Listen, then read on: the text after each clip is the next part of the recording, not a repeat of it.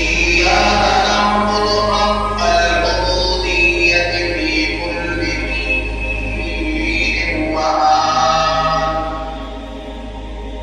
وإياك نستعين على جميع الأعداء من الجن والإنس والشيطان. اهدنا الصراط المستقيم بالاستقامة على التوحيد والإيمان، صراط الذين أنعمت عليهم بالهداية إلى سبيل الجنان، غير المغضوب عليهم من أهل الكفر والشرك والطغيان، ولا الضالين من أهل الأهواء والبدعة والعصيان. آمين إجابة لله تعالى ولرسوله شوقا إلى لقاء الرحمن. وأشهد أن لا إله إلا الله وحده لا شريك له، شهادة كاملة موصلة إلى الجنة والرضوان. وأشهد أن سيدنا مولانا محمد وآله وصحبه إلى آخر الزمان. أما بعد، فأعوذ بالله من الشيطان الرجيم. بسم الله الرحمن الرحيم. يا أيها الذين آمنوا اتقوا الله حق تقاته ولا تموتن إلا وأنتم مسلمون. وقال تعالى في مقام آخر: يا أيها الذين آمنوا إن تتقوا الله يجعل لكم فرقانا ويكفر عنكم سيئاتكم ويغفر لكم، والله ذو الفضل العظيم. صدق الله مولانا العظيم. رب اشرح لي صدري ويسر لي أمري واحلل عقدة من لساني يفقهوا قولي. رب زدني علما، رب زدني علما. سبحانك لا علم لنا إلا ما علمتنا، إنك أنت العليم الحكيم. سلام عليك خير الأنام وسيدي، سلام عليك خير الأنام وسيدي، حبيب إله العالمين محمد.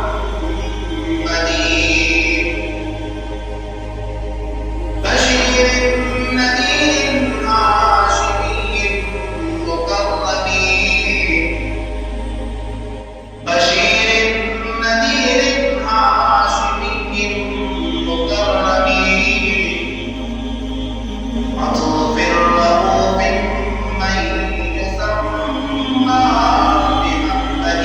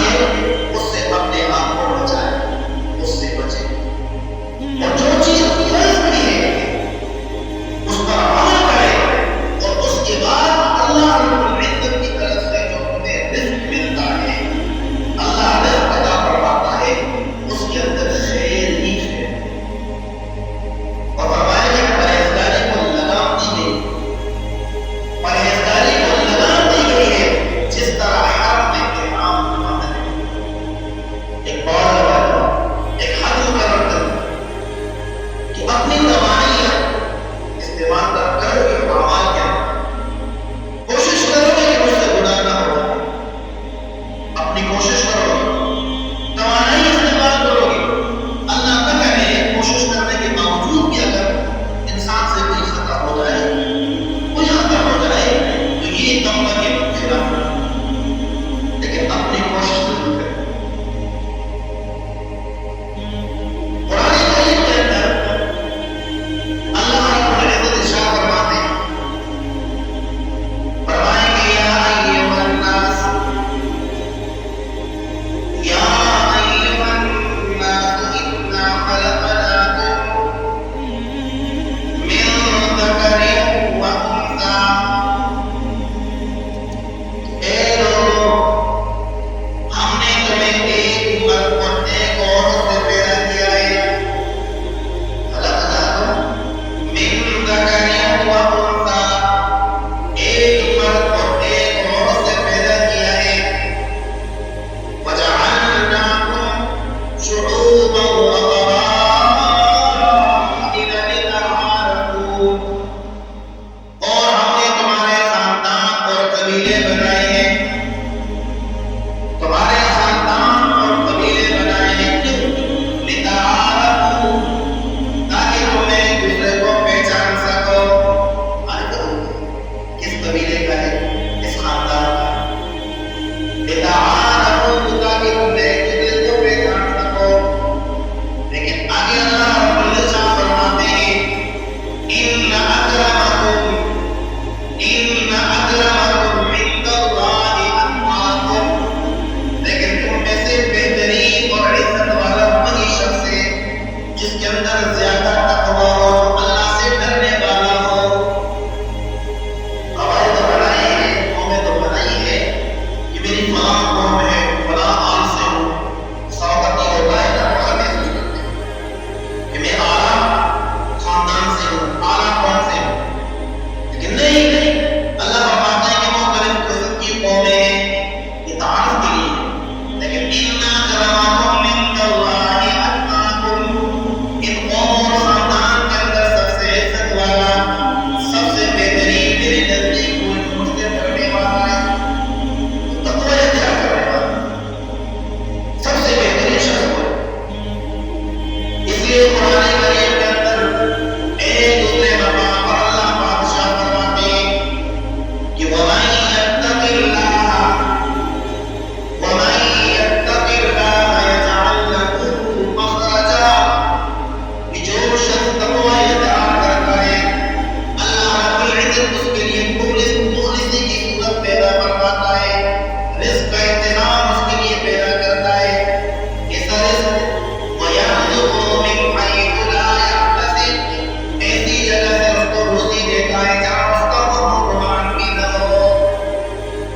اس چیز کی بدولت تقویٰ کی بدولت، اگر پرہیزگاری ہے، تقویٰ ہے، خشوع ہے، اللہ رب العزت کا ڈر ہے دل کے اندر، اللہ فرماتے ہیں جو تقویٰ اختیار کرتا ہے ایسی جگہ سے میں اس کو رزق عطا کرتا ہوں جہاں اس کا کوئی گمان بھی نہ ہو۔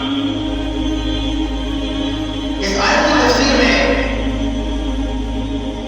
حضرت عبداللہ ابن عباس رضی اللہ تعالی عنہ ایک حدیث نقل کرتے ہیں، وہ فرماتے ہیں کہ ایک مرتبہ عوف بن مالک اشجعی رضی اللہ تعالی عنہ رسول اللہ صلی اللہ علیہ وسلم کی خدمت میں حاضر ہوئے اور فرمایا یا رسول اللہ کہ میرا بیٹا سالم وہ دشمنوں نے گرفتار کر لیا، دشمنوں کے قبضے میں ہے، حراست میں ہے، اور اس کی جو ماں ہے وہ بہت پریشان ہے، تو دعا فرمائے۔ تو اللہ کے نبی نے عوف بن مالک اشجعی رضی اللہ تعالی عنہ سے کہا کہ میں تمہیں اور تمہارے بیٹے کی والدہ کو حکم دیتا ہوں کہ تم کثرت سے لا حول ولا قوت الا باللہ پڑھو۔ ایک روایت میں دیا تھا کہ تم کثرت سے لا حول ولا قوت الا باللہ پڑھو، اور دوسری روایت میں ارشاد فرمایا کہ تم تقویٰ اختیار کرو، تقویٰ اختیار کرو۔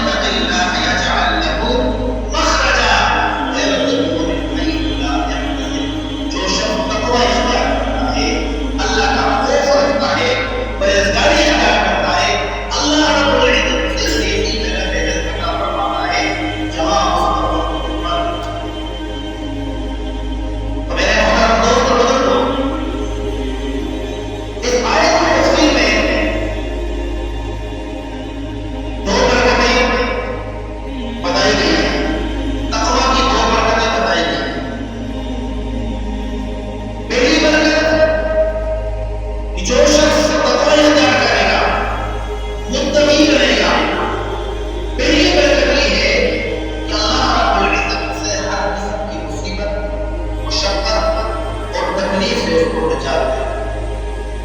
خواہ اس تکلیف کا تعلق دنیا سے ہو یا آخرت سے ہو، جس قسم کی تکلیف بھی ہو، وسیع نظر فرماتے ہیں خواہ وہ دنیاوی تکلیف ہے یا اخروی تکلیف ہے، اللہ رب العزت تقوی کی برکت سے اس سے